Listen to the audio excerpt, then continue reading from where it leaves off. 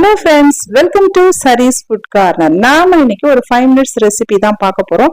இது நான் லஞ்ச் பாக்ஸ்க்கு ரொம்ப ஈஸியா ரொம்ப குயிக்கா செஞ்சிடலாம். ஏதாவது டைம் இல்ல நமக்கு ஏதாவது ரொம்ப டயர்டா இருக்கு அப்படின்ற சமயத்துல இந்த மாதிரி ஒரு 5 minutesல லஞ்ச் பாக்ஸ் ரெடி பண்ணிடலாம். அதே சமயத்துல நம்ம சாமிக்கும் இது பிரசாதமா நம்ம படைக்கலாம்.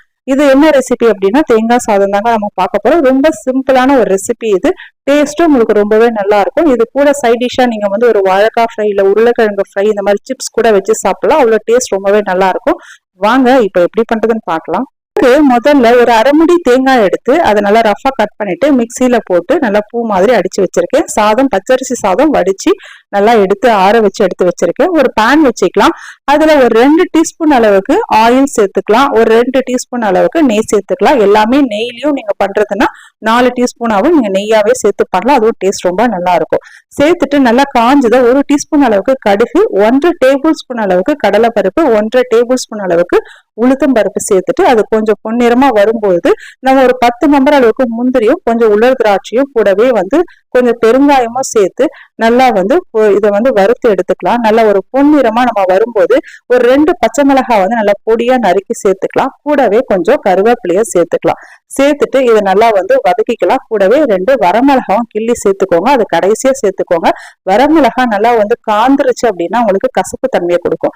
அதனால அதை கடைசியா சேர்த்துக்கோங்க. சேர்த்துட்டு நல்லா கொஞ்சம் மிக்ஸ் பண்ணி விட்டுட்டு கூடவே நம்ம அரைச்சி வச்சிருக்கிற தேங்காயும் இதுல சேர்த்துடலாம். சேர்த்துட்டு ஒரு 2 நிமிஷம் அளவுக்கு லோ ஃபிளேம்ல வச்சு தேங்காய் நல்லா வதக்கிக்கலாம். நல்லா இதை வதக்கிக்கோங்க. அப்பதான் உங்களுக்கு ஃபிளேவர் நல்லா எடுத்து கொடுக்கும். இந்த மாதிரி நல்லா வதக்கினதுக்கு அப்புறமா இதுல நம்ம கொஞ்சமா சால்ட் சேர்த்துக்கலாம். ஆல்ரெடி ரைஸ்ல சால்ட் சேர்த்துதான் நம்ம சாதம் வடிச்சிருக்கோம். இருந்தாலும் உங்களுக்கு கொஞ்சமா ஒரு 1/2 டீஸ்பூனுக்கும் கம்மியா சால்ட் சேர்த்துருக்கேன். சேர்த்துட்டு ஒரு தடவை மிக்ஸ் பண்ணிட்டு நம்ம எடுத்து வச்சுக்கிற ரைஸை இதுல சேர்த்துக்கலாம். ரொம்ப சூடான சாதத்தை நீங்க சேர்த்தீங்க அப்படின்னா உங்களுக்கு குழஞ்ச மாதிரி ஆயிடும். அதனால சாதம் வடிச்சு அதை நீங்க ஆற வச்சுட்டு அதுக்கப்புறம் சேர்த்துக்கோங்க. அப்போ உங்களுக்கு தனித்தனியா ரைஸ் உங்களுக்கு நல்லா இருக்கும். சேர்த்துட்டு இதை நல்லா ஒரு 3 நிமிஷம் அளவுக்கு நல்லா ஒரு மீடியம் டு லோ ஃபிளேம்ல அட்ஜஸ்ட் பண்ணி நீங்க நல்லா மிக்ஸ் பண்ணிக்கோங்க. அப்ப சாதம் ரொம்ப நேரம் உங்களுக்கு கெடாம நல்லா இருக்கும். அதே சமயத்துல அந்த தேங்காய் நெய்யோட அந்த ஃபிளேவரும் உங்களுக்கு நல்லா அந்த ரைஸ்ல இறங்கும். அப்ப டேஸ்ட் உங்களுக்கு ரொம்ப நல்லா எடுத்து கொடுக்கும். நம்ம சேனல்ல ஆல்ரெடி தக்காளி சாதம் இன்ஸ்டன்டா எப்படி பண்றது அப்படின்னு சொல்லிட்டு ஆல்ரெடி நம்ம அப்லோட் பண்ணியிருக்கோம். லிங்க் நான் டிஸ்கிரிப்ஷன்ல கொடுக்குறேன். வேணுங்கிறவங்க செக் பண்ணிக்கோங்க. இப்போ இதே மாதிரி நல்லா மிக்ஸ் பண்ணிட்டு கடைசியா நம்ம கொஞ்சமா கொத்தமல்லி இலைகள் நல்லா பொடியா நறுக்கிட்டு சேர்த்துக்கலாம்.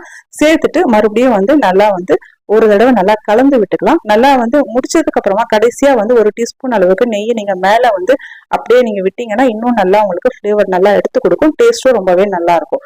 அவ்வளவுதாங்க, ஒரு சூப்பரான உங்களுக்கு தேங்காய் சாதம் ரெடி ஆயிடுச்சு. இது கூட ஒரு உருளைக்கிழங்கு ஃப்ரை இல்ல சிப்ஸ் கூட நம்ம வச்சு சாப்பிட்டுக்கலாம். ரொம்பவே டேஸ்ட் நல்லா இருக்கும். கண்டிப்பா ட்ரை பண்ணி பாருங்க. இந்த வீடியோ பிடிச்சிருந்தா எங்க சேனலை நீங்க மறக்காம லைக் பண்ணுங்க, ஷேர் பண்ணுங்க, சப்ஸ்கிரைப் பண்ணுங்க. இதே மாதிரி வேற ஒரு வீடியோல பாக்குறேன்.